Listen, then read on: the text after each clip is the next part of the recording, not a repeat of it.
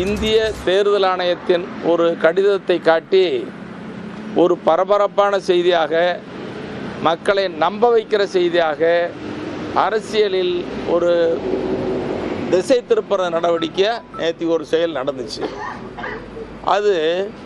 அது மக்களை நம்ப வைக்கிறதுக்கு திட்டமிட்டு செய்த ஒரு மோசடின்னு கூட சொல்லலாம்.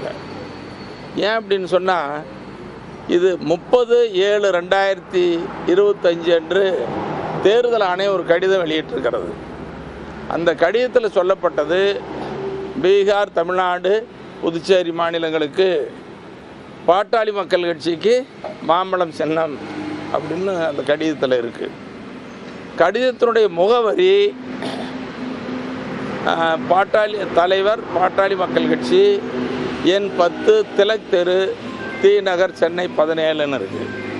இந்த செய்தி, இந்த முகவரி மாற்றம் செய்தி என்பது மருத்துவரையாவுக்கும் பாட்டாளி மக்கள் கட்சியாரால் மிகப்பெரிய அதிர்ச்சியை உண்டாக்கியிருக்குது.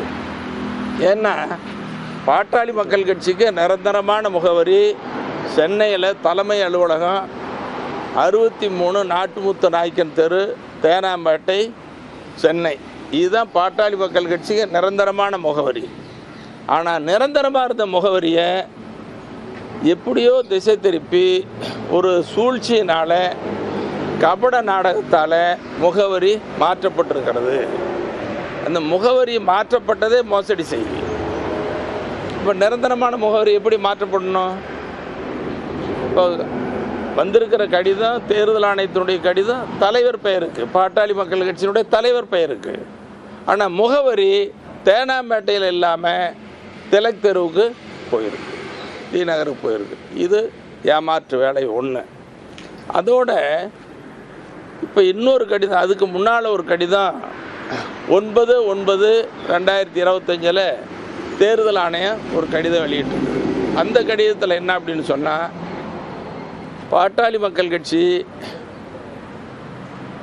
9/9/2025 மாமல்லபுரத்தில் பொதுக்குழு கூடி, அந்த பொதுக்குழுவில் தேர்ந்தெடுக்கப்பட்ட நிர்வாகிகள் பட்டியல் அனுப்பி அடிப்படையில் இதை பதிவு செய்து கொள்கிறோம்னு சொல்லி ஒரு கடிதம்.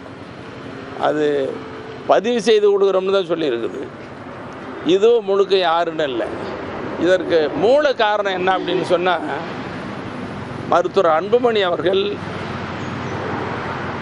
2022, அதாவது 25/8/2022 தலைவராக பொறுப்பேற்கிறார். அவருடைய பதவிக்காலம் 28/5/2025 முடிஞ்சிருக்கு. அப்போ ஒரு பதவியே இல்லை. அப்படி தலைவர் பதவி இல்லாதவர் எப்படி பொதுக்குழு மாமல்லத்தில் கூட்ட முடியாதுங்கிறது ஒன்று. அது மட்டும் இல்லாமல், பாட்டாளி மக்கள் கட்சியின் அமைப்பு விதி, பாட்டாளி மக்கள் கட்சி சட்ட விதி இருக்குது. அந்த விதியில் 13 என்ன சொல்லப்பட்டிருக்குதுன்னு சொன்னால், பாட்டாளி மக்கள் கட்சியினுடைய நிறுவனர் மருத்துவரையா அவர்கள் ஒப்புதல் இல்லாமல் நிர்வாக குழு, செயற்குழு, பொதுக்குழு மற்ற எந்த நடவடிக்கையும் செயல்படக்கூடாது அப்படிங்கிறது தான் பாட்டாளி மக்கள் கட்சியினுடைய விதி. அப்போ விதியை மீறி ஒரு பொதுக்குழு கூட்டுறது எப்படி முடியும்? 28/5/2025 முடிஞ்சிருது, பொறுப்புலேயே இல்லை.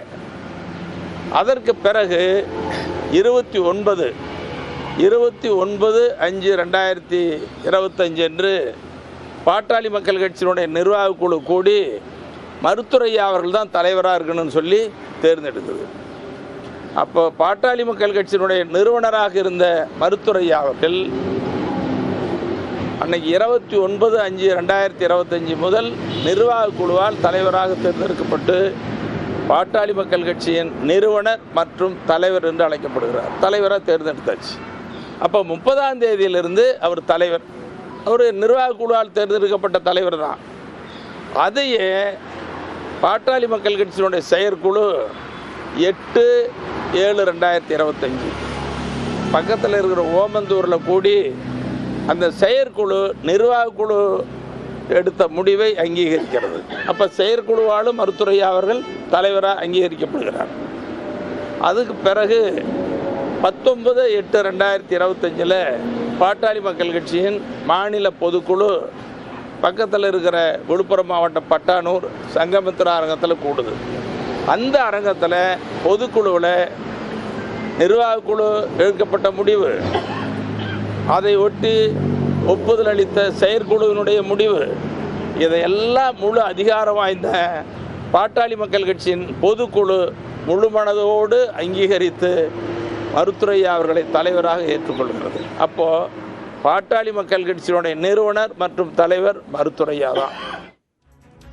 டாக்டர் அன்புமணி கூட்டிய பொதுக்குழு செல்லாது என்று ஜி.கே. மணி தெரிவித்திருக்கிறார். அது தொடர்பாக அவர் விளக்கிய செய்தியாளர் சந்திப்பு காட்சிகளை பார்த்தோம்.